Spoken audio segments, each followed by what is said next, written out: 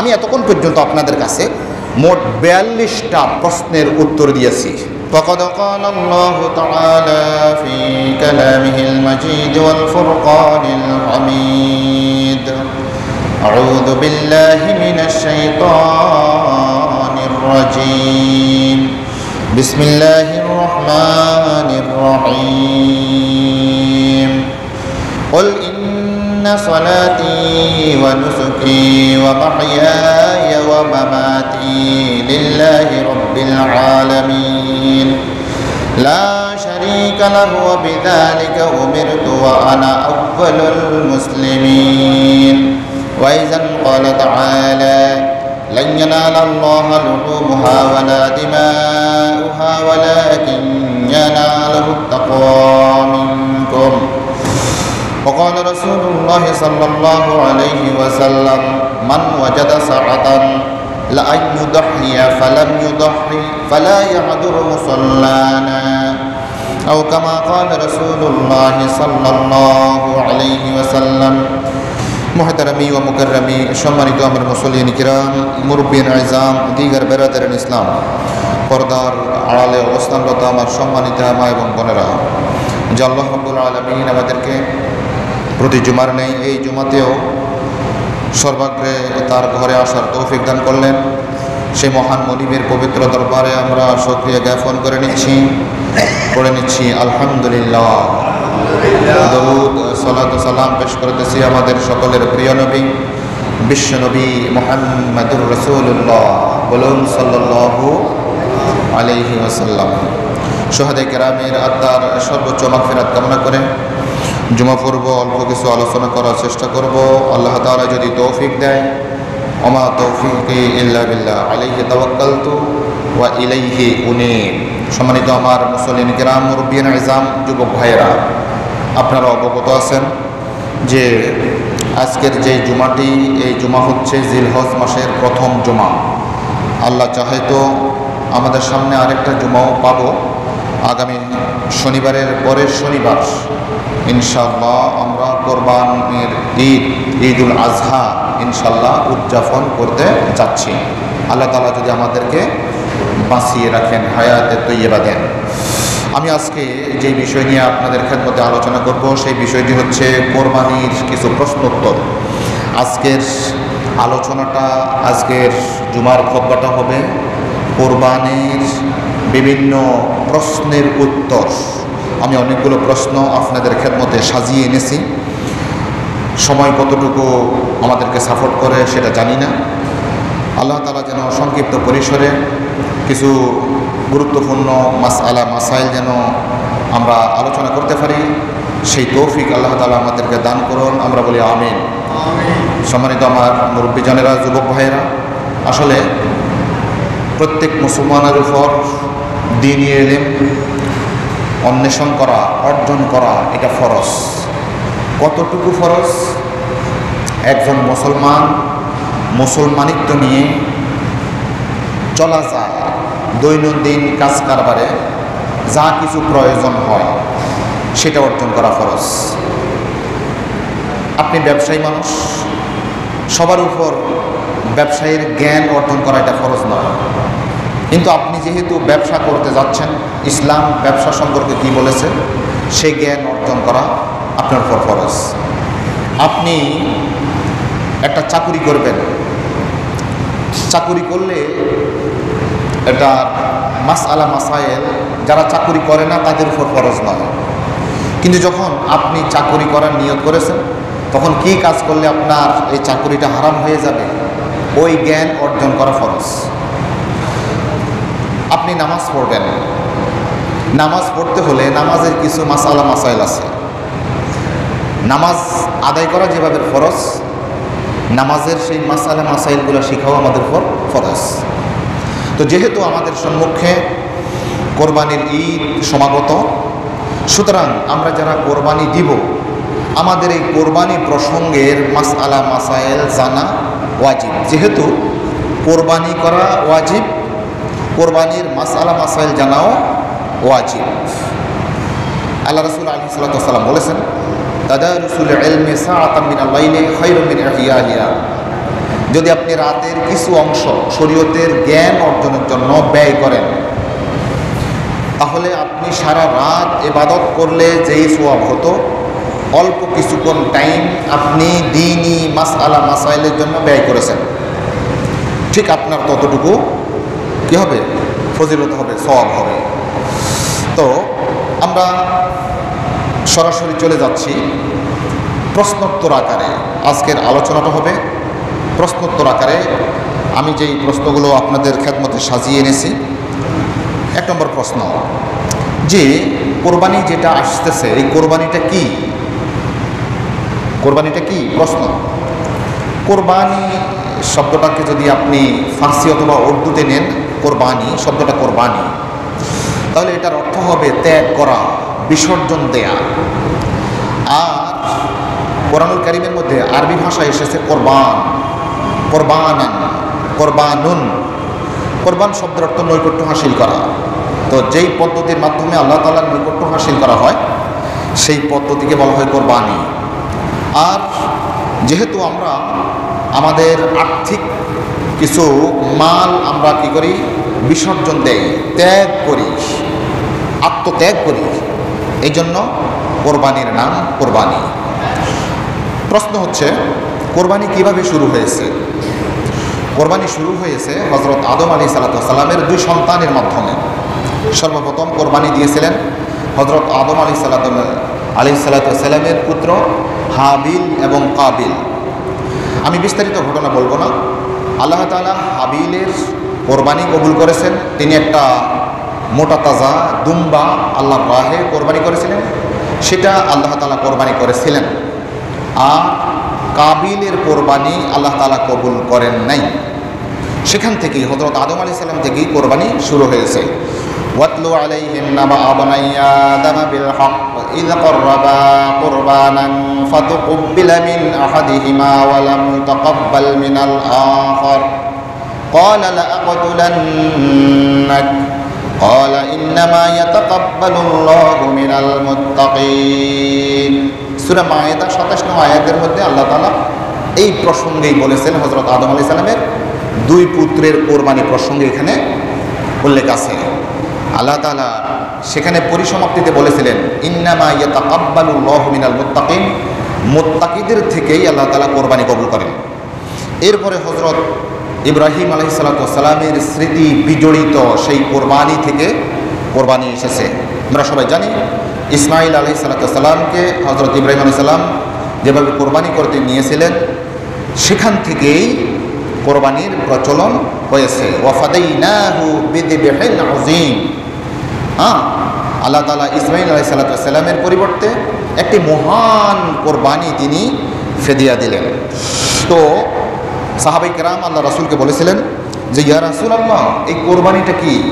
তখন আল্লাহ রাসূল ইরশাদ ফরমাইছিলেন যে, সুন্নাতু আবিকুম ইব্রাহিম আলাইহিস সালাম, এটি হচ্ছে তোমাদের আব্বা, তোমাদের জাতির পিতা হযরত ইব্রাহিম আলাইহিস সালামের সুন্নাহ। তাহলে কোরবানি কি, এই প্রসঙ্গে আমরা জানলাম। কোরবানি কিভাবে শুরু হয়, এই প্রসঙ্গে জানলাম। এরপরে কোরবানি কি সবার জন্য জরুরি, বা এই কোরবানিটা কোন পর্যায়ের?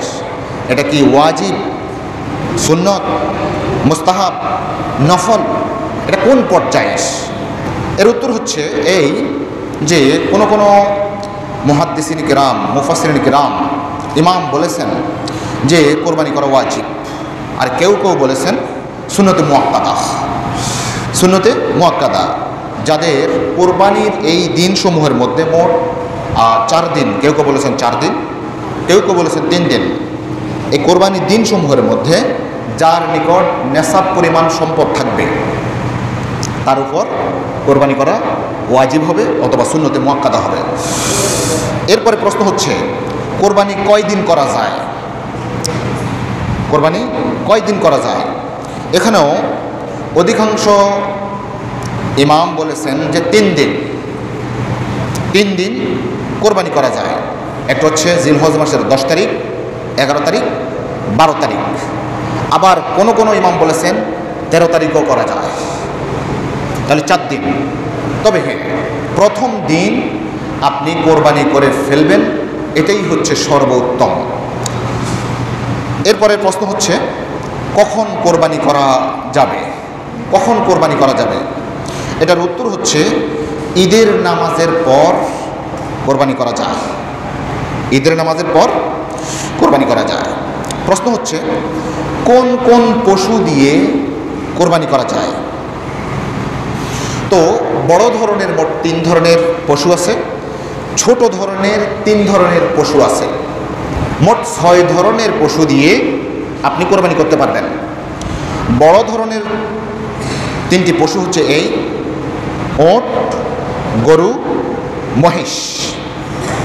ওট, গরু, মহিষ। ছোট ধরনের যে 3টা পশু আছে সেটি হচ্ছে দুম্বা, ভেড়া, ছাগল। তাহলে মোট 6 ধরনের পশু দিয়ে কোরবানি করা যাবে। হরিণ দিয়ে কোরবানি করা যাবে না, হরিণ দিয়ে কোরবানি করা যাবে না। গৃহপালিত পশু দিয়ে কোরবানি করা যায়, কেমন? এর হরিণ দিয়ে কোরবানি করা যাবে না। প্রশ্ন হচ্ছে এই গাভী ও ষাঁড়, এটা দিয়ে কি কোরবানি করা যাবে? গাভী এবং ষাঁড় দিয়ে কোরবানি করা যাবে? হ্যাঁ, গাভী এবং ষাঁড় দিয়ে কোরবানি করা যাবে। প্রশ্ন হচ্ছে এই পশুর বয়স কতটুকু হবে? পশুর বয়স কতটুকু হবে? কোরবানির পশুর বয়স কতটুকু হবে? এটার উত্তর হচ্ছে উট দিয়ে যদি কেউ কোরবানি করে তাহলে 5 বছর পূর্ণ হতে হবে, একদিন কম হবে কোরবানি হবে না। গরু দিয়ে যদি কেউ কোরবানি করে তাহলে পরিপূর্ণ 2 বছর হতে হবে, একদিন কম হলে কোরবানি হবে না। ছাগল, দুম্বা, ভেড়া, এই 3 ধরনের পশু দিয়ে যদি আপনি কোরবানি দেন, দুম্বা, ভেড়া, ছাগল 1 বছর লাগবে, 1 বছর পরিপূর্ণ হতে হবে। তবে ইমামগণ বলেছেন, ফকিহগণ বলেছেন, মুফতিগণ বলেছেন যে দুম্বা এবং ভেড়া, 6 মাসের দুম্বা এবং ভেড়া যদি 1 বছরের দুম্বা ভেড়ার মতো তরুতাজা মনে হয় তাহলে 6 মাসের ভেড়া এবং দুম্বা দিয়েও কোরবানি করা যাবে। তবে ছাগল যদি 1 বছরের চাইতে একদিনও কম হয় তাহলে সেই ছাগল দিয়ে কোরবানি করা যাবে না। প্রশ্ন, ত্রুটিযুক্ত পশু দ্বারা কোরবানি করা যাবে? ত্রুটিযুক্ত কোরবানি করা, ত্রুটিযুক্ত পশু দ্বারা কোরবানি করা যাবে? কিছু ত্রুটিযুক্ত, এটার উত্তর হচ্ছে কিছু ত্রুটিযুক্ত পশু দিয়ে কোরবানি করা যাবে। তবে এমন কিছু ত্রুটি আছে যেগুলো দিয়ে কোরবানি করা যায় না। সেগুলো হচ্ছে এই, আপনি যেই পশুটাকে কিনেছেন সেই পশুটা যেখানে জবাই করা হবে সেই পর্যন্ত হেঁটে যেতে পারে না, এই জাতীয় পশু দিয়ে আপনি কোরবানি করতে পারবেন না। ওটার সমপর্যায়ের পশুদের সাথে আপনি যদি হাঁটার জন্য দেন তখন অন্যান্য সবল পশুগুলো সামনে চলে যাবে, এ অনেক পিছনে থেকে যাবে, এই জাতীয় পশু দিয়ে কোরবানি করা যাবে না। যদি পশুটা একেবারে অন্ধ হয় সেই অন্ধ পশু দিয়ে আপনি কোরবানি করতে পারবেন না। যদি কানা হয় সেই কানা পশু দিয়ে কোরবানি করতে পারবেন না। দুর্বল পশু দিয়ে কোরবানি করতে পারবেন না। যেই পশুর শিং একেবারে উপড়ে গেছে, শিঙে নেই, জন্মগত উঠে নেই, সেটা দিয়ে পারা যাবে। তবে উঠছিল, উঠার পর একবারে গোড়া থেকেই আবার উঠে গেছে, উপড়িয়ে গেছে, এই জাতীয় পশু দিয়ে আপনি কোরবানি করতে পারবেন না। প্রশ্ন, আপনি একজন ব্যক্তি কোরবানির পশু ক্রয় করল, ক্রয় করার সময় সঠিক ছিল, কিন্তু ক্রয় করার পর তার ত্রুটিটা দেখা দিয়েছে, যেই ত্রুটি দিয়ে কোরবানি জায়েজ হয় না। এখন এটা দিয়ে কি করবেন? এটার উত্তর হচ্ছে এই, যদি ওই পশুটা কোনো একজন গরিব ব্যক্তি যার উপর ওয়াজিব ছিল না, কোরবানিটা ওয়াজিব ছিল না, এমনিতে দিচ্ছে, তো তিনি যদি ক্রয় করে থাকেন তাহলে তিনি ওই ত্রুটিযুক্ত পশু দিয়েই তিনি কোরবানি করতে পারবেন। তবে হ্যাঁ, ধনী ব্যক্তি যদি হয়ে থাকে তখন তিনি আরেকটা পশু কিনে কোরবানি করতে হবে। প্রশ্ন হচ্ছে এই, কোরবানির দিন হাঁস, মুরগি এটা জবাই করা যাবে কি না? শরীয়তের মাসালা হচ্ছে যাবে, তবে কোরবানির নিয়তে যাবে না। আপনি কোরবানি করতেছেন হাঁস দিয়ে তো কোরবানি হয় না। মুরগি জবাই করবেন, আপনি নিয়ত করছেন যে আপনি মুরগি দিয়ে আপনি কি করতেছেন, কোরবানি করতেছেন, তখন এটা জায়েজ হবে না। এমনি আপনি খাওয়ার জন্য হাঁস মুরগি, হ্যাঁ, এগুলো আপনি জবাই করতে পারবেন। আচ্ছা, প্রশ্ন হচ্ছে এই, পশুকে আপনি কিনেছেন, কেনার পর সেলফি তোলা যাবে কিনা? বড় গরু কিনেছেন অথবা একেবারে বাজারে সেরা গরু কিনেছেন, আপনি সেলফি তুলছেন, এটা জায়েজ হবে কিনা? এটা বড় বড় ওলামায়ে কেরাম বলেছেন এটা একটা গর্হিত কাজ, এটা করা ঠিক না। আপনি পশুর সাথে আপনি সেলফি তুললেন, এটা ঠিক হবে না। প্রশ্ন হচ্ছে এই, ভাগে কোরবানি দেয়া যাবে কি না? ভাগে কোরবানি করা যাবে? কি বলেন? ভাগে কোরবানি করা যাবে।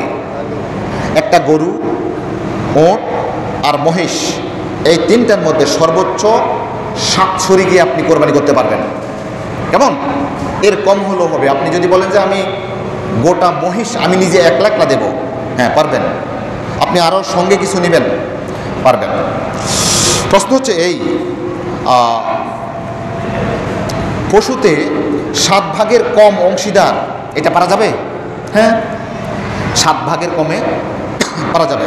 অনেক জায়গায় দেখা যায় যে 7 ভাগ পুরানোর জন্য অমুকের নামে তমুকের নামে রাসূলের নামে তারপরে যাইয়া, হ্যাঁ দেওয়া যাবে, তবে আপনি 7টাই পুরাইতে হবে, বিষয়টা এমনটি না। এটার কম হইলেও আপনি পারা যাবে। আচ্ছা, কোরবানির সময় আমরা অনেকে একটা কথা বলি যে অমুকের নামে কোরবানি, আব্দুল্লাহ সাহেবের নামে কোরবানি, আব্দুর রহমান সাহেবের নামে কোরবানি। এই নামে কোরবানি, এই কথাটা এভাবে জায়েজ আছে কিনা এটা বলা ঠিক না। নামে হবে কি? আল্লাহর নামে, আপনার পক্ষ থেকে, আব্দুল্লাহ সাহেবের পক্ষ থেকে, আর আল্লাহর নামে। তবে হ্যাঁ, কেউ যদি ভুলচুকভাবে এভাবে বলে ফেলে যে অমুকের নামে কোরবানি দিচ্ছি, তাও একেবারে হারাম হয়ে যাবে, বিষয়টি এমনটি না। তবে এই জাতীয় বলা ঠিক না, হবে আব্দুল্লাহ সাহেবের পক্ষ থেকে, আল্লাহর নামে। প্রশ্ন হচ্ছে এই, পিতামাতাকে সন্তুষ্ট করার জন্য কোরবানি করা জায়েজ আছে? পিতামাতাকে আপনি খুশি করবেন এই জন্য কোরবানি করতেছেন না, পিতামাতাকে সন্তুষ্টের জন্য আপনি কোরবানি করবেন, এটা ঠিক হবে না।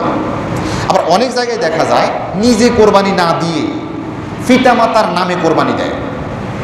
নিজের উপর কিন্তু ওয়াজিব, পিতার উপর ওয়াজিব নয়। তো তিনি কি করলেন? গরু কিনলেন, 3-4 ভাই মিলে গরু কিনলেন, কেনার পর বাবার নামে দিয়েছেন। নিজেরা সবাই স্বাবলম্বী, তাদের পক্ষ থেকে কোরবানি করা হয় নাই, এমনটি জায়েজ হবে না। আচ্ছা, প্রশ্ন হচ্ছে এই, একাধিক ব্যক্তি এক শরীক দিতে পারবে কিনা? ব্যক্তি কিন্তু একাধিক দিবে, এক শরীক, এটা পারা যাবে কিনা? না, এটা পারা যাবে না। হ্যাঁ, যদি 2-3 ভাই মিলে টাকা সংগ্রহ করেছে, ওই টাকা একজনকে মালিক করিয়ে দিল, গোস্ত ভাগ করে নেক, সমস্যা নাই। তবে একজনের পক্ষ থেকে হবে। 3 ভাই আছে, 3 ভাই মিলে টাকা দিছে, দেওয়ার পর এক ভাইয়ের পক্ষ থেকে কোরবানি হয়েছে, এই জাতীয় হবে। তবে 3 নামে বা 3 জনের পক্ষ থেকে এটা হবে না। আচ্ছা, প্রশ্ন হচ্ছে কোরবানির টাকা অন্য জনে যদি দিয়ে দেয়, এটা জায়েজ হবে কিনা? ধরুন কোরবানি হবে আমার, টাকাটা দিয়ে দিছে আমার ভাই বা অমুকে, সেক্রেটারি সাহেব আমাকে টাকা দিয়েছে যে ইমাম সাহেব আপনি এই টাকা দিয়ে কোরবানি করেন, উনি ওনার ভাইকে দিয়ে দিলেন, ভাই এগুলো দিয়ে আপনি কোরবানি করিয়েন, এটা জায়েজ হবে কিনা? হ্যাঁ, জায়েজ হবে, এটা জায়েজ হবে। আপনাকে তো টাকা মালিক বানিয়ে দিয়েছে, এখন তো আপনার টাকা, ঠিক আছে। অথবা উনি একটা গরু কিনে দিলেন, একটা ছাগল কিনে দিলেন, ভাই ধরুন আপনি কোরবানি করিয়েন, এটা তো আপনাকে মালিক বানিয়ে দিয়েছে, তখন এটা আপনি কোরবানি দিতে পারবেন। আচ্ছা, এরপরের প্রশ্ন হচ্ছে যে লোন করে, ঋণ করে কোরবানি করা, এটা কতটুকু সহি হবে? মানে ঋণ করবেন, হ্যাঁ ঋণ করে আপনি কোরবানি করতে পারবেন, তবে সুদের উপর ঋণ করে কোরবানি করবেন, এটা জায়েজ হবে না। আমি বুঝাতে পারছি? ঋণ করে কোরবানি করা যাবে, তবে সুদের উপর ঋণ করে কোরবানি করা এটা জায়েজ হবে না। আচ্ছা, প্রশ্ন হচ্ছে এই, একজন ব্যক্তি ঋণগ্রস্ত, লোন আছে অনেক, এখন উনি কি প্রথমে ঋণ পরিশোধ করবে নাকি কোরবানি করবে? এটা কোনটা করবে? হ্যাঁ, তিনি এমন ঋণ যদি হয়ে থাকে যে কিছু সময় আছে পরেও দিতে পারবে, হ্যাঁ, এভাবে হলে তাহলে ওই ঋণগ্রস্ত ব্যক্তিও সর্বপ্রথম কোরবানিটা করলে এটা ভালো। আর যদি জিনের কাছে দেনা আছেন, ঋণ পাওনাদার যিনি, উনি যদি বলেন না আমাকে টাকা দিয়ে দিতে হবে, এখনই দিয়ে দিতে হবে, তো আপনার কাছে কিছু টাকা ছিল আপনি কোরবানির জন্য রেখেছেন, এখন উনি এমনভাবে পেয়াপেই করতেছে এই মুহূর্তে দিতে হবে, এটা ছাড়া আপনার আর কোনো টাকা নেই, তখন সর্বপ্রথম আপনি ঋণ দিয়ে দিবেন। ঋণটা দিয়ে দিবেন। ঋণটা অনেক বড় ভয়ঙ্কর জিনিস। আল্লাহ রাসূল আলাইহিস সালাতু ওয়াস সালাম একটা হাদিসের মধ্যে বলেছেন যে ইউগফারুল লিশ-শাহীদি কুল্লু যামবিন, শহীদ ব্যক্তির জন্য তো জান্নাত অবধারিত, কিন্তু আল্লাহ রাসূল বলছেন ইউগফারুল লিশ-শাহীদি কুল্লু যামবিন, শহীদ ব্যক্তির সকল গুনাহ আল্লাহ রাব্বুল আলামিন মাফ করে দিবেন, ইল্লা দাইন, তবে ঋণ যদি তিনি রেখে যান সেই ঋণটাকে শহীদ ব্যক্তির জন্য আল্লাহ তাআলা মাফ করবেন না, এত ডেয়ারিং। তো সুতরাং এট এ টাইমে যদি ঋণ যিনি পাবেন তিনিও টাকার জন্য বলছেন না আমাকে টাকা দিয়ে দিতে হবে, এখনই দিয়ে দিতে হবে, মিয়া না এটা আমি আর একদিনও আমি এটা সহ্য করতে পারতেছি না, তখন আপনার কাছে যে টাকাটা ছিল ওই টাকা যেটা কোরবানি দিতেন সেই টাকা আপনি ঋণ পাওনাদারকে আপনি দিয়ে দেন, ঋণ পরিশোধ করে দেবেন। আচ্ছা, লোকমুখে শোনা যায় যে কোরবানির গোশত দিয়ে প্রথম খাওয়া খেতে হয়, এটা কতটুকু সঠিক? হ্যাঁ, এটার উত্তর হচ্ছে এই, আল্লাহ রাসূল আলাইহিস সালাতু ওয়াস সালাম এভাবে একটা হাদিস আছে যে আল্লাহ রাসূল ঈদুল ফিতরের সময় কিছু খেয়ে ঈদগাহে যেতেন, আর ঈদুল আজহার মধ্যে তিনি না খেয়ে যেতেন, কোরবানি করে সেই কোরবানির পশুর গোশত দিয়ে রান্না করে সেটাই ওই দিনের জন্য সর্বপ্রথম তিনি খেতেন। হ্যাঁ, আপনি যদি বলেন যে আমি আর 9টা বাজে পশু জবাই করলাম, এগুলো করতে করতে তো 1টা বেজে যাবে, আমি তো কষ্ট হয়ে যাবে, তখন আপনি অন্য কিছু দিয়ে খেতে পারেন। তবে হ্যাঁ, পশুর গোশত রান্না করে, কোরবানির পশুর গোশত রান্না করে ওই দিন সর্বপ্রথম খাওয়াটা এটা মুস্তাহাব, এটা ভালো। প্রশ্ন হচ্ছে এই, কোরবানি ও আকিকা একত্রে দেয়া যাবে কিনা? এটা একবারে কমন একটা প্রশ্ন। আমাদের কোরবানির সাথে আকিকাও দেয়া যাবে কিনা, কেমন এটা একবারে কমন একটা প্রশ্ন না? এটার ব্যাপারে বড় বড় ওলামায়ে কেরাম বলেছেন যে পারা যাবে, কোরবানির পশুর সাথে আকিকাও দেয়া যাবে, তবে না দেওয়া ভালো। আমরা আকিকার জন্য যেই আকিকার একটা এক্সট্রা উৎসব, আকিকা হচ্ছে এক্সট্রা উৎসব, কোরবানিটা হচ্ছে এক্সট্রা উৎসব, আনন্দ, তো আপনি দুই আনন্দ একসাথে করার এটা ঠিক হবে না। আমি নাজায়েজ বলছি না, খবরদার সাইয়েন, নাজায়েজ বলছি না, তবে বড় বড় ওলামায়ে কেরাম বলেছেন যে কোরবানির পশুর সাথে আকিকাটা না দেয়া ভালো। একজন ছেলের আপনি আকিকা দিবেন 2টা ছাগল দিয়ে, আর যদি গরিব হন তাহলে 1টা ছাগল দিয়ে, এটা এক্সট্রা একটা ভিন্ন একটা প্রাণ। এটা আমরা যখন দোয়া বলি আল্লাহুম্মা হাদিহি আকিকাতু, হ্যাঁ, আব্দুল্লাহ দমুহা বেদমিহি ওয়া শাহরুহা বেশারিহি, এই জাতীয় একটা দোয়া করতে হয়, আল্লাহ এই পশুটা যেটা আমি জবাই করতেছি এর জানের বদলায় আমার যেই ছেলেটা আছে তার জানটা একটা বিনিময় হয়ে যাক, তার জানটা নিরাপদ থাকুক, আল্লাহ আমি এই আকিকাটা আপনার রাহে দিচ্ছি। তাহলে আপনি যদি কোরবানির সেই গরুর মধ্যে একটা শরীক দেন, তো তাহলে ওই পশুটার প্রাণ কয়টা? একটা না, ওটার মধ্যে যদি 7 ভাগ হয়ে থাকে তাহলে 7টা অংশ হয়ে গেল না, তো তখন আকিকাটা তত সুন্দর দেখায় না। সুতরাং আমরা যারা আকিকা দিতে পারবো, তবে না দেওয়া ভালো। প্রশ্ন হচ্ছে এই, গোশত কয় ভাগে ভাগ করতে হবে? আমাদের সমাজের মধ্যে অনেকেই বলে, আমি এই মাসালাটা আরও 2 বছর আগে যখন বলেছিলাম তখন একজন ভাই আমার উপর মনে কষ্ট নিয়েছেন, ও হুজুর আপনি এমন মাসালা বলছেন যে গরিবরা আর গোশতই পাবে না, গরিব যদি গোশত না পায় সেটা একজন ধনী ব্যক্তির এটা পরীক্ষা, আপনি কেন ওই গরিব ব্যক্তিকে এই কোরবানির দিনেও গোশত দিলেন না? এটা হচ্ছে আল্লাহ রাব্বুল আলামিন ওনাকে ভিন্নভাবে প্রশ্ন করবেন, কিন্তু মাসালা যেটা সেটা বলতেই হচ্ছে। গোশত কয় ভাগ করতে হবে? কি 3 ভাগ করতে হবে? 1 ভাগ নিজে, এক ভাগ আত্মীয় স্বজন, আরেক ভাগ গরিব, এভাবে বলে। হ্যাঁ, এটা যদি করেন ভালো। আর যদি কেউ না করে তাহলে এটা কোনো গুনাহের কিছু না। আপনি যদি মনে করেন আমার এই কোরবানির গোশত পুরোটাই আমি আমার গরিবকে দিয়ে দেবো, পারেন। আমি পুরোটাই রাখবো, পারেন। পুরোটাই আমি কিছু খাবো, কিছু আত্মীয় স্বজনকে দিব, পারেন। এটাতে কোনো সমস্যা নাই। প্রশ্ন হচ্ছে এই, অমুসলিমকে কোরবানির পশুর গোশত দেয়া যাবে কিনা? একজন হিন্দু, বৌদ্ধ, খ্রিস্টান অমুসলিমকে আপনার কোরবানির পশুর এই গোশতটা দিতে পারবেন কিনা? হ্যাঁ, দেয়া যাবে। প্রশ্ন হচ্ছে এই, 3 দিনের বেশি কোরবানির গোশত সংরক্ষণ করা যাবে কিনা? তা আল্লাহ রসুলের যখন প্রথম অবস্থায় ছিল, ইসলামের প্রথম অবস্থায় সাহাবায়ে কেরাম দরিদ্র ছিল, আল্লাহ রসুল বলেছেন কোরবানি দিয়ে 3 দিনের বেশি রাখতে পারবে না, মানে এটা যেন সবাই বিলি বন্টন করে সবাই যেন পেয়ে যায়। হ্যাঁ, এরপর আল্লাহ রসুল আলাইহিস সালাম এই বিষয়ে রুখসত দিয়েছেন। এখন 3 দিনের পরেও কোরবানির গোশত রাখা যাবে। এরপরে ট্যাক্স ফাঁকি দেয়া পশু দিয়ে কোরবানি জায়েজ হবে কিনা? ধরুন আজকের যেই একটা বাজারের মধ্যে আমরা কি ধরি, এটা পশুর জন্য হাসিল দেয় নাই, একজনে হাসিল দেয় নাই। হাসিল না দেওয়া এই গরু বা পশু দিয়ে কোরবানি করা জায়েজ আছে কিনা? সেখান দিয়ে কিন্তু ওই দিন যারা ডাক নেয় ওরা বলে, হ্যাঁ আপনারা কি এই হাসিল না দিয়ে কিন্তু কোরবানি নিলে কোরবানি হবে না। বাবা রে বাবা, কত বড় মুফতি সাহেব সেখানে বসে আছে, অন্য কোনো আর মাসালা জানেন না। উনি যে ওই যে এখানে ওনার নিজের টাকা আসবে তো, হ্যাঁ, এটার জন্য ওনারা একটা ডাক এনেছেন, ওই ডাকের জন্য একটা খরচ গিয়েছে। আপনি সেই পশুটাকে আনছেন, কিনে এনেছেন, আপনি হাসিল না দিয়ে, এটা এক ধরনের প্রতারণা।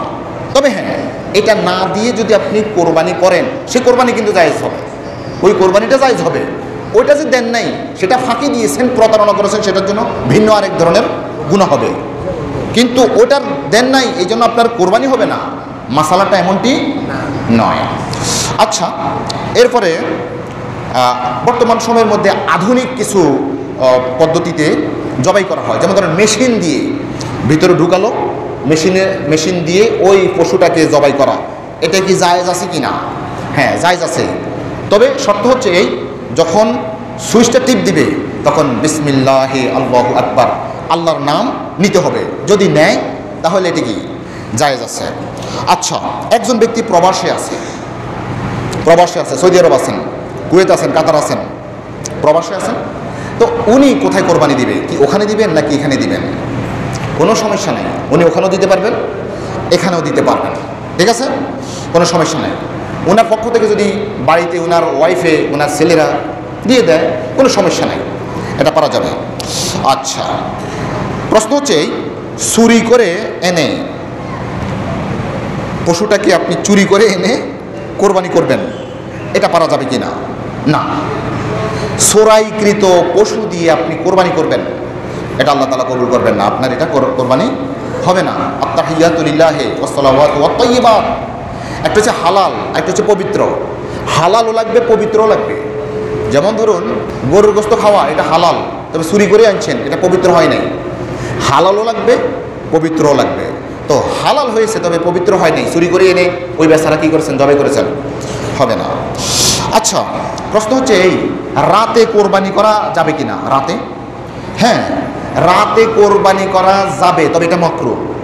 তবে যেই জায়গার মধ্যে লাইটিংয়ের একেবারে আলোকোজ্জ্বল জায়গা আছে, কোনো সমস্যা নেই, সেখানে অবশ্য রাত্রেও করা যাবে। রাতে করা যাবে না মানে কিছু কিছু রগ আছে, হয়তোবা দেখবে না, যখন জবাই করতেছে একদিক দিয়ে জবাই করতেছে, পড়বে আরেক দিক দিয়ে, এই জন্য আলোর যদি স্বল্পতা থাকে তাহলে এটা মাকরুহ, নতুবা পারা যাবে। প্রশ্ন হচ্ছে এই, নারী কোনো একজন মহিলা কোরবানি করতে পারবে? আমরা তো সবাই হুজুরকে দিয়েই করাই নাকি, এখন নারী কোরবানি করবে, পারবে কি না? হ্যাঁ, পারা যাবে। নারী দিয়েও একজন মহিলা উনিও কোরবানি করতে পারবেন। প্রশ্ন হচ্ছে এই, কসাইয়ের সাহায্য নেওয়া যাবে কি না? ধরুন আপনি কি করতেছেন, জবাই করতেছেন, এখন কসাইও এনেছেন, ওই বেচারাও বাম হাত ঢুকাই দিছে জবাইয়ের মধ্যে, কসাইকেও অংশীদার করা যাবে কি না? যাবে, তবে শর্ত হচ্ছে এই, যতজনে হাত ধরবেন, যতজনে ওই ছুরিকে ধরবেন, সবাই বিসমিল্লাহি আল্লাহু আকবার এটা বলতে হবে। যদি একাধিক ব্যক্তি জবাই করতেছে, ধরুন একেবারে মহিষের চামড়া অনেক মোটা, পারা যাচ্ছে না, আরেকজনও চাবি ধরছেন, তো ইমাম সাহেব শুধু বিসমিল্লাহ আল্লাহু আকবার বলেছেন, ওই কসাই সাহেব অথবা অন্য আরেকজনে করছেন শুধুমাত্র চাপ দিয়েছেন, বিসমিল্লাহ বলে নাই, এই পশু দিয়ে কোরবানি জায়েজ হবে না। আচ্ছা, প্রশ্ন হচ্ছে এই কোরবানির পশু দ্বারা উপকৃত হওয়া যাবে কি না? আপনি আনছেন, আনার পরে কোরবানির পশু দিয়ে আপনি হাল চাষ করছেন, পারা যাবে কি না? পারা যাবে কি না? না, জায়েজ হবে না। তার থেকে আপনি কোনো উপকার গ্রহণ করতে পারবেন না। যদি আপনি মাসালা না জেনে ধরুন আপনি চাষ করে ফেলেছেন, এখন কি করতে হবে? যেই পরিমাণ তাকে দিয়ে আপনি উপকৃত হয়েছেন ওই টাকাটা সদকা করে দিতে হবে। আপনি একটা পশু ক্রয় করেছেন, গাভী ক্রয় করেছেন, গাভীর দুধ আছে, দুধগুলো ওলান থেকে একেবারে ফেটে যাচ্ছে, আপনি দহন করে খাই ফেলছেন, জায়েজ হবে কি না? আপনি দহন করতে পারবেন না। আপনি প্রথমে কী করবেন? ঠান্ডা পানি দিয়ে ওলানের মধ্যে দিবেন যেন এটা একটু খিসে যায়। এরপরেও যদি আপনি দহন করে যদি খেয়ে ফেলেন, ওই দুধটা যদি আপনি খেয়ে ফেলেন, তবে যত টাকার দুধ আপনি খেয়ে ফেলেছেন ওই কোরবানির পশুর, আপনি তত টাকা গরিব মিসকিনকে সদকা করে দিতে হবে। আচ্ছা, প্রশ্ন হচ্ছে এই, কয়েকজন ব্যক্তি মিলে একটা পশু ক্রয় করেছে, পশু ক্রয় করার পর এক বেচারা মারা গেল, হয় না এরকম? অংশীদার একজন মারা গেছে, এখন আপনি কি করবেন? এখন ওনার সন্তানরা যদি বলে যে হ্যাঁ ঠিক আছে, আমরা আমার আব্বার সাথে সেটা করব, তাহলে এটা ঠিক আছে। আর যদি ওনারা যদি রাজি না থাকে, তাহলে আপনি কি করবেন? আপনি নিজেই করবেন, সেটা আপনি আপনার পক্ষ থেকে দিতে হবে, অংশীদার নেওয়া যাচ্ছে না। আচ্ছা, এরপরে মৃত ব্যক্তির নামে কোরবানি, এটা করা যাবে কি না? মৃত ব্যক্তির নামে কোরবানি করা এটা যাবে যদি নফল হয়। আব্বার একটা মান্যত ছিল, সেই মান্যতটা পূরণ করতে গিয়ে কোরবানি করেছে। এখন যদি সন্তানরা সেই পশুকে কোরবানি করে, তখন ওই আব্বার অংশটা এটা নিজেরা খেতে পারবে না। মান্যতের কোরবানি, তো মান্যতের কোরবানি সন্তানরা খেতে পারবে না, এটা গরিব মিসকিনকে দিয়ে দিতে হবে। প্রশ্ন হচ্ছে এই, কোরবানির দিনে যদি কোরবানি দিতে না পারে, হ্যাঁ হতে পারে এরকম, কোরবানির দিনে যদি কেউ কোরবানি দিতে না পারে, ওই 3 দিন অথবা 4 দিন এই সময়টা চলে গেছে, এক্ষেত্রে মাসালা হচ্ছে এই, ওই কোরবানির পশুটা আপনি কিনে ফেলেন, তাহলে এই পশুটাকে গরিবদেরকে সদকা করে দিতে হবে। ওই কোরবানির সময় চলে গেলে, পাসিং হয়ে গেলে, আপনি গরু ক্রয় করেছেন, পশু ক্রয় করেছেন, কিন্তু এই সময়ের মধ্যে কোরবানি করতে পারেন নাই, আপনি এই পশুটাকে কি করবেন? আপনি গরিব সদকা করে দিতে হবে। আর যদি আপনি এই 3 দিনের মধ্যে পশুও ক্রয় করেন নাই, কিন্তু আপনার উপর ওয়াজিব ছিল, এই 3 দিনের মধ্যে আপনি পশু ক্রয় করেন নাই, তখন একবার ন্যূনতম একটা ছাগলের যা দাম, এই দামটা আপনি কোনো একজন গরিবকে দিয়ে দিতে হবে, শরীয়তের মাসআলা। আচ্ছা, কোরবানির পশুর রক্ত পান করা নাকি রোগ বালাই দূর হয়? অনেক জায়গায় এই কুসংস্কারটা আছে যে কোরবানির ওই পশুর রক্ত যদি সন্তানকে বা অন্য কাউকে যদি খাওয়াই দেয়, এই জন্য অল্প কটুক রেখে দেয় বাটির মধ্যে, এটা আনি ওই খাওয়াই দেয়। না, এটা জায়েজ হবে না। হুররিমাত আলাইকুম মাইতাতু ওয়াদ দামু ওয়া লাহমুল খিনজির, এই রক্ত পান করা আল্লাহ তাআলা হারাম করেছেন, আর হারামের মধ্যে আল্লাহ তাআলা কোনো শেফা দান করেন নাই, শেফা রাখেন নাই। প্রশ্ন হচ্ছে এই, গোস্তকে সামাজিকভাবে বন্টন করা যাবে কিনা? অনেক জায়গায় আছে, ধরেন 4 শরীকে আপনি কোরবানি দিয়েছেন, 5 শরীকে কোরবানি দিয়েছেন, 7 শরীকে কোরবানি দিয়েছেন, কোরবানি করার পরে এবার বলতেছে আচ্ছা ঠিক আছে, ভাগ করার আগেই কিছু একটা রেখে দিল, 5 কেজি 10 কেজি, যেটা সমাজের মধ্যে আমরা দিলাম, এভাবে জায়েজ আছে কিনা? আমি কি প্রশ্নটা বুঝাইতে পারছি? হ্যাঁ, অনেক জায়গায় আছে, আপনি কয় 7 শরীকে আপনি কোরবানি দিচ্ছেন, এখন ভাগ হয় নাই, কিন্তু ভাগ হওয়ার আগেই ওই যে কিছু রেখে দাও, এটা আমরা সামাজিকভাবে দেবো, না, এটা জায়েজ হবে না। একজন ব্যক্তি, তার হয়তো বা খানেওয়ালা নাই, তার হয়তো একজন গরিব মানুষ আছে, ইনার হয়তো 10 জন গরিব মানুষ আছে, উনি 10 জনকে দিবে, ভাগ হওয়ার পরে উনি পুরোটা আরেকজনকে দিয়ে দেন, কোনো সমস্যা নেই। কিন্তু ভাগ না করেই একেবারে এটা কি বলে সামাজিকভাবে আপনি বন্টন করবেন, এটাকে কি বন্টন আপনাদেরকে বলে জানি না, মানে সর্বপ্রথম আপনি ওই 7 ভাগ থেকে একটা অংশ রেখে দিবেন, ওইটা দিয়ে আপনি গরিবদেরকে দিবেন, না, এটা ঠিক হবে না। প্রশ্ন হচ্ছে, পশু জবাইয়ের পূর্বে বা পরে যাদের পক্ষে কোরবানি হচ্ছে ওদের নাম নেওয়া জরুরি কিনা? অনেক সময় আমরা ইমাম সাহেবরা একজন মানুষ যখন জবাই করতেছে, জবাই করার পরে এই কার কার নামে, উনি এত বিশাল একটা লিস্টি দিয়েছেন, লিস্টি পড়তে পড়তে ইমাম সাহেব হয়রান। হ্যাঁ, ওনাদের পক্ষ থেকে ইমাম সাহেব যদি বলে আল্লাহুম্মা তাকাব্বাল মিনহুম কামা তাকাব্বালতা মিন হাবিবিকা সাল্লাল্লাহু আলাইহি ওয়াসাল্লাম, ব্যাস হয়ে যাবে। আল্লাহ এই যতগুলো নাম আছে সবার পক্ষ থেকে আপনি কবুল করেন। আর যদি জনে জনে বলে, আমি এটা হারাম বলছি না, জনে জনে আব্দুল্লাহ, আব্দুর রহমান, সেলিম মিয়া, চৌধুরী মিয়া, ওই যে মুস্তাফিজ মিয়া, সবার পক্ষ থেকে আল্লাহ কবুল করেন। জনে জনে নাম না নিলেও, আপনি তো পশু ক্রয় করেছেন তো কোরবানির উদ্দেশ্যেই, তখন আপনার নাম না নিলেও চলবে, নাম নিলেও পারবেন। একজন ব্যক্তি পশু যখন জবাই করতেছে, জবাই করার সময় বিসমিল্লাহ বলে নাই। এখন এই পশু খাওয়া, এই পশুর গোস্ত খাওয়া, এটা জায়েজ হবে কিনা? হ্যাঁ, যদি কেউ ইচ্ছাকৃতভাবে পশু জবাই করার সময় বিসমিল্লাহ না বলে, বিসমিল্লাহ কিসের লাগবে না, জবাই করে দিছে, ওই পশু খাওয়া জায়েজ হবে না। তবে হ্যাঁ, ভুল ক্রমে জবাই করতেছে, অনেকগুলো করতেছে, একটাতে ভুল ক্রমে একজন মুসলিমে জবাই করেছে, তখন ওই পশুর গোস্ত খাওয়া যাবে, যদিও বিসমিল্লাহ না বলুক, কেননা প্রত্যেক মুমিন ব্যক্তির অন্তর মধ্যে বিসমিল্লাহ রয়েছে। তাহলে ইচ্ছাকৃত যদি তিনি বিসমিল্লাহ বাদ দেন, ওই পশু জবাইকৃত পশুর গোস্ত খাওয়া যাবে না। আর যদি ভুল ক্রমে যদি বিসমিল্লাহ বাদ যায়, তাহলে ওই পশুর গোস্ত খাওয়া জায়েজ হবে। আমি এতক্ষণ পর্যন্ত আপনাদের কাছে মোট 42টা প্রশ্নের উত্তর দিয়েছি। আমি সবগুলো নোট করে নিয়েছি। আজকের আলোচনাটা ছিল প্রশ্নোত্তর ভিত্তিক। আল্লাহ তাআলা সামনে যে কোরবানি আসতেছে, আমাদের উপর যাদের উপর কোরবানি ওয়াজিব হয়েছে, আল্লাহ তাআলা যেন আমাদেরকে এই মাসাইলগুলো জেনে শুনে একমাত্র আল্লাহ তাআলা সন্তুষ্টির জন্য কোরবানি করতে পারি, সেই তৌফিক তিনি আমাদেরকে দান করুন। আমিন। আসসালামু আলাইকুম ওয়া রাহমাতুল্লাহি ওয়া বারাকাতুহু।